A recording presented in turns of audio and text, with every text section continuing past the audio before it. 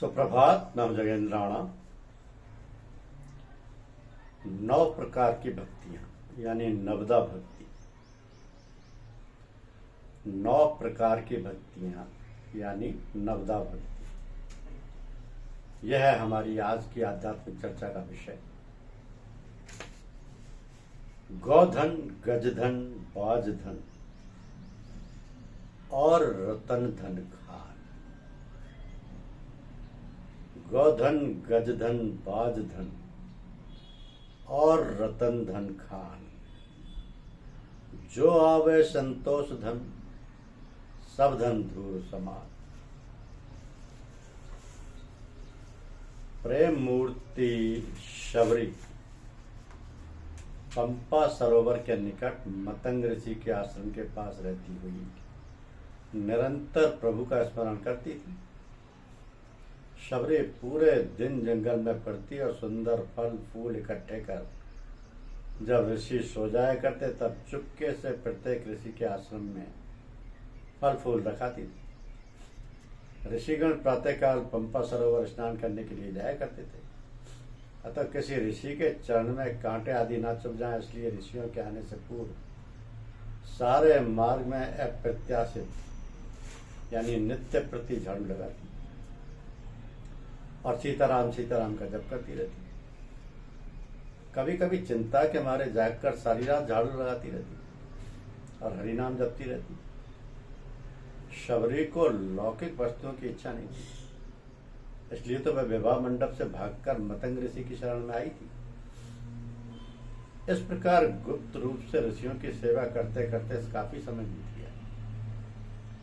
जब ऋषियों को आश्चर्य होता कि वह फल फूल कौन रख जाता है, सब ऋषियों को आश्चर्य होता था। रास्ते की सफाई कौन कर जाता है। एक दिन मतंग ने निश्चय किया कि आज रात को जागकर यह पता लगाऊंगा कि यह फल फूल कौन रख जाता है। मतंग ऋषि विश्राम कर लेते। रात्रि के 12 बजे शबरी चुपके से आई और जब फल रखकर जाने लगी तो ऋषि ने पूछा कि बेटी तू कौन है। शबरी घबरा गई और यह सोचकर कि मैं तो अधम जाति की भीलनी हूँ, इसलिए ऋषि मेरे लिए छुए हुए फल फूलों को स्वीकार नहीं करेंगे। शबरी थर थर कांपती हुई ऋषि को प्रणाम करके बोली कि यह अपराधनी आपकी चरण सेविका है। मतंग ऋषि ने पूछा कि रात्रि में रोजाना तू यहाँ आती है। शबरी ने उत्तर दिया हाँ। ऋषि ने पूछा कि तू रात्रि में क्यों आती है। शबरी ने कहा कि कहीं आप मेरी सेवा को स्वीकार ना करें, इसलिए मैं रात्रि में आती हूँ। शबरी ने अपनी भक्ति भावना एवं सेवा भावना को कितना छिपा कर रखा। साधक को बहुत सावधान रहने की आवश्यकता होती है। भक्ति संसार को दिखाने के लिए नहीं की जाती, वरन ईश्वर को प्रसन्न करने के लिए की जाती है। तो शबरी ने मतंग ऋषि को बताया कि मैं एक भीलनी हूँ, हीन जाति की हूँ, मेरा नाम शबरी है। ऋषि ने सोचा ये अधम जाति की अवश्य है, पर कर्म से अधम नहीं है, और उन्हें दया आ गई। पूछा कि तू कहाँ रहती है। शबरी ने बताया कि यहीं पेड़ों पर रहती हूँ। ऋषि का हृदय पिघल गया, इसलिए आपने आश्रम में ही रहने की जगह दे दी। यद्यपि अन्य ऋषियों ने इस बात का बड़ा विरोध किया, लेकिन ऋषि ने किसी की बात पर ध्यान नहीं दिया। ऋषि ने उसे राम मंत्र से दीक्षित किया और अपनी शिष्या बना दिया। इस प्रकार शबरी मतंग ऋषि के आश्रम में रहती हुई प्रभु स्मरण करती थी। ऋषि ने शरीर छोड़ते समय शबरी को आश्वस्त किया था कि प्रभु श्री राम जी एक दिन तेरी कुटिया में अवश्य पधारेंगे। इसी आशा से शबरी प्रभु भजन में लीन रहती। शबरी ने ऋषि से सुना था कि प्रभु श्री राम वन में नंगे पांव ही चलते हैं। शबरी सोचती कि प्रभु के कितने कोमल चरण हैं, फिर वे नंगे पांव कैसे चलते होंगे। उन्हें कुश, कंटक, कंकण, तिनके आदि अवश्य करते होंगे। प्रभु नंगे पांव ही मेरी कुटिया पर पधारेंगे, ऐसा सोचकर शबरी बहुत व्याकुल रहती थी। न मालूम प्रभु किस रास्ते से कब आ जाए। अतः शबरी कुटिया के चारों ओर झाड़ू लगाती। किसी भी रास्ते में कांटे, कंकड़ आदि कुछ ना रहे, इसलिए कभी कभी पूरे दिन और रात भर जंगली रास्तों में झाड़ू लगाती रहती। शबरी की यही दिनचर्या थी। शबरी प्रभु की निरंतर प्रतीक्षा करती, जंगल से मीठे रसदार फल लाकर रखती थी और सोचती कि शायद आज प्रभु आ ही जाए। इस प्रकार दिन रात प्रभु भजन में तल्लीन रहती। प्रतीक्षा करते समय जब सायंकाल हो जाता तब विचारती कि आज प्रभु को समय नहीं मिल पाया होगा, किसी भक्त ने आग्रहपूर्वक रोक लिया होगा। दिन में एकत्रित किए हुए फल बालकों में बांट देती अथवा किसी ऋषि को प्रेम से अर्पण कर देती। प्रभु श्री राम जी की खोज करते हुए एक दिन लक्ष्मण के साथ सबरी के आश्रम में पधारे। गुरुदेव के वचनों को साकार समझती हुई सबरी अत्यंत प्रसन्न हुई और प्रभु के चरणों में लिपट गई और प्रेम में मगन हो गई। वाणी अवरुद्ध हो गई और प्रभु के चरणों में बारंबार चरण नवाने लगी। उसने शुद्ध जल से दोनों भाइयों के चरण पखारे और सुंदर आसन पर बिठाया। इसके पश्चात सुंदर रसीले मधुर कंदमूल और फल लाकर श्री राम जी को दिए। प्रभु ने वो अत्यंत प्रेम पूर्वक बार बार प्रशंसा करते हुए खाए। सबरी हाथ जोड़कर प्रभु के समक्ष खड़ी हो गई। बोली, प्रभु मैं अत्यंत अधम हूँ, हीन जाति की हूँ, मंद बुद्धि की हूँ, फिर भी आपने मेरे ऊपर अत्यंत कृपा की जो आप इस दीनहीन की कुटिया में पधारे। प्रभु ने सबरी से कहा, मैं तो केवल एक भक्त का ही संबंध मानता हूँ। मेरी भक्त करने के लिए बहुत धनवान और ज्ञानवान होने की आवश्यकता नहीं। भक्ति पर सभी मनुष्यों का समान अधिकार है। इस कलयुग में आत्मोद्धार के लिए भक्ति के समान दूसरा कोई सुगम साधन है ही नहीं, क्योंकि ज्ञान, योग, तप, यज्ञ द्वारा सिद्धि प्राप्त करना बहुत कठिन है। प्रभु श्री राम ने तब नवदा भक्ति का वर्णन किया कि प्रथम भगत संतनई कर संगा, दूसरी रति मम कथा प्रसंगा, गुरुपद पंकज सेवा, तीसरी भगति अमान, चौथी भगति मम गुणगान, करई कपट तजगान, मंत्र जप मम दृढ़ विश्वासा, पंचम भजन स्ववेद प्रकाशा, छठदम शील विरति बहुकर्मा, निरत निरंतर सज्जन धर्मा, सातों सम्मोहि मैं जग देखा, मोते संत अधिक कर लेखा, आठवें जथा लाभ संतोषा, सपने नहीं देख ही पर दोषा, नवम सरल सब संचल हीना, मम भरोसे है हरस न पीना। अब ये 9 भक्तियों की व्याख्या देखिए। प्रभु राम ने संत महात्माओं की संगत को भक्ति का प्रथम साधन बतलाया है। वे कहते हैं कि ऐसे संतों का सत्संग करना चाहिए जो हर क्षण प्रभु प्रेम में डूबे रहते हैं। सत्संग की महिमा निश्चय ही अपार है। मनुष्य जैसी संगत करता है उस पर वैसा ही प्रभाव पड़ता है। सत्संग को भक्ति का पहला साधन माना गया है, क्योंकि सत्पुरुषों के दर्शन, भाषण, स्पर्श, चिंतन और संग से पापी मनुष्य भी परम पवित्र बन जाता है। तो महापुरुषों की कृपा के बिना कोई भी परम पद को नहीं प्राप्त कर सकता।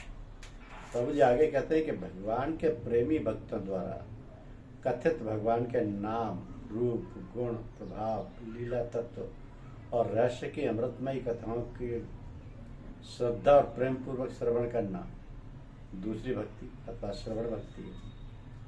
यदि प्रभु श्री राम जी की कथा सुनी जाए तो प्रभु के प्रति प्रेम अवश्य जाएगा।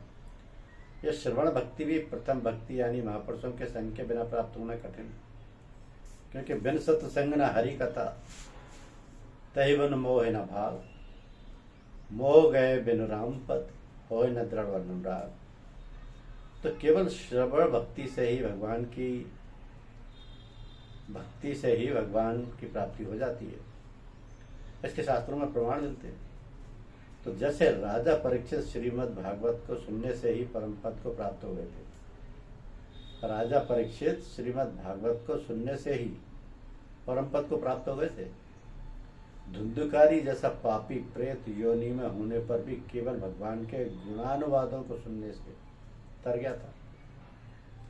अतएव हमें यथासंभव महापुरुषों का संग कर प्रभु की अमृतमयी कथाओं का श्रवण करना चाहिए और अपने जीवन को सफल बनाना चाहिए।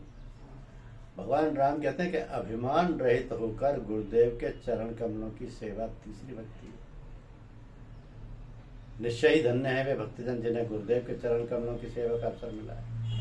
पूज्य चचा जी महाराज ने कहा कि गुरुदेव की आज्ञा बजा लाना उनकी सबसे बड़ी सेवा है। आज्ञा समन सुसाहिब सेवा, अर्थात आज्ञा पालन के सिवाय दूसरी कोई सेवा नहीं होती। यदि गुरुदेव की आज्ञा क्या किसी से अक्षर से पालन हो जाए तो वो धन्य है। गुरुदेव की सेवा से प्रभु प्रसन्न होते हैं, क्योंकि नर रूप में गुरुदेव को साक्षात ईश्वर बताया गया है। भगवान राम कपट त्याग कर प्रभु का गुणगान करने को भी भक्ति का चौथा साधन बताते हैं। कपट त्याग कर प्रभु का गुणगान करने को भक्ति का चौथा साधन बताते हैं। ईश्वर को कपट वचन पसंद नहीं है, इसलिए कपट रहित होकर जो प्रभु का भजन करता है उससे वो बहुत प्रसन्न होते हैं। निर्मल मल जन सो मोहि पावा, मोहे कपट छल छिद्र न भावा। प्रभु के अनुसार पांचवी भक्ति दृढ़ विश्वास के साथ मंत्र जाप करना है। भक्ति मार्ग में ईश्वर पर सुदृढ़ विश्वास होना चाहिए, क्योंकि बिनु विश्वास भगत नहीं, तही बिनु द्रवही न राम। राम कृपा बिन सपने हो, जीवन लय विश्राम। भक्ति बिना विश्वास के हो ही नहीं सकती। यहाँ मंत्र जाप से तात्पर्य है कि प्रभु का कोई भी नाम जिस पर आपकी आस्था है, जो आपके गुरुदेव ने आपको बताया है, उसका श्रद्धा विश्वास पूर्वक जप करना ही मंत्र जाप है। मंत्र चूंकि गुप्त रखा जाता है और किसी को बताया नहीं जाता, इसलिए मानसिक जाप को ज्यादा महत्ता दी गई है। संतों ने इसी को सुमिरन कहा है। बिना विश्वास के किसी भी मंत्र का जाप शुभ व फलदायक नहीं होता। अतः गुरुदेव या ईश्वर पर पूरा विश्वास होना चाहिए, तभी मंत्र जाप का फल तुरंत दिखाई देगा। तो भगवान राम के अनुसार इंद्रियों का निग्रह, अच्छा स्वभाव एवं चरित्र, अनेक प्रकार के कर्मों से वैराग्य तथा निरंतर सत्पुरुषों के आचरण का अनुगमन करना छठी भक्ति है। इंद्रियों का निग्रह, अच्छा स्वभाव एवं चरित्र, अनेक प्रकार के कर्मों से वैराग्य तथा निरंतर सत्पुरुषों के आचरण का अनुगमन करना छठी भक्ति है। तो जो इंद्रियों के चंचल प्रभाव को रोक चुका है, जिसके आचार विचार उत्तम है, जिससे अनेक प्रकार के कर्मों यथा तीर्थ, व्रत, दान, यज्ञ, तंत्र इत्यादि विविध कर्म से वैराग्य हो गया है, तथा जिसने संतों का स्वभाव ग्रहण कर लिया है, ऐसे लोग निश्चय ही प्रभु के अनन्य भक्त हैं। भगवान राम आगे कहते हैं कि सातवीं भक्ति है संसार को समभाव से राममय देखना और संतों को मुझसे भी अधिक मानना, अर्थात जिसमें सिया राममय सब जग जानी की भावना हो और जो संत सदगुरु को ईश्वर से अधिक मान्यता देता हो, ऐसा भक्त भगवान को अत्यधिक प्रिय है। तो भगवान ने संतों को बहुत मान दिया है, इसलिए संतों को यथासंभव सानिध्य और सेवा करनी चाहिए। संत ईश्वर का साक्षात स्वरूप होते हैं। जो कुछ मिल जाए उसी में संतोष करना और स्वप्न में भी दूसरे के दोषों को न देखना, आठवीं भक्ति। किसी ने कहा है कि संतोषस्य परम सुखम, संतोषस्य परम सुखम। प्रभु कृपा से जो भी मिल रहा है उसी में संतोष करना चाहिए। परदोष दर्शन तो महापाप है, इससे न जाने हमारे अंदर कितने अवगुण उत्पन्न हो जाते हैं। अतः स्वप्न में भी किसी के दोष नहीं देखने चाहिए। भगवान राम कहते हैं कि सरलता और सबके साथ कपट रहित व्यवहार करना, हृदय में मेरा भरोसा रखना और किसी भी हालत में हर्ष और विषाद का ना होना नवी भक्ति है। भक्त को ईश्वर पर संपूर्ण भरोसा हो, एक भरोसा हो, एक बल, एक आस विश्वास, और सुख दुख में जिसकी समान स्थिति हो। सुख दुखे समय कृत्वा लावा लाभो जया देव। तो भगवान राम कहते हैं कि 9 प्रकार की भक्तियों में से एक भी यदि किसी को प्राप्त है तो वह मुझे अत्यंत प्रिय है। हमें 9 भक्तियों में किसी एक को भी प्राप्त करने का प्रयास करना चाहिए। परमपिता परमेश्वर हमारी सहायता करें, संतों का सानिध्य हमें हमेशा प्राप्त होता रहे, हमें गुरुदेव का भरोसा हमेशा बना रहे, ऐसी हमारी परम प्रभु से प्रार्थना है। क्योंकि गुरुदेव का मतलब है कि सब धरती कागज करूं, लेखनी सब बन रहा है। सात समुद्र की मसी करूं, गुरु गुण लिखा न जाए।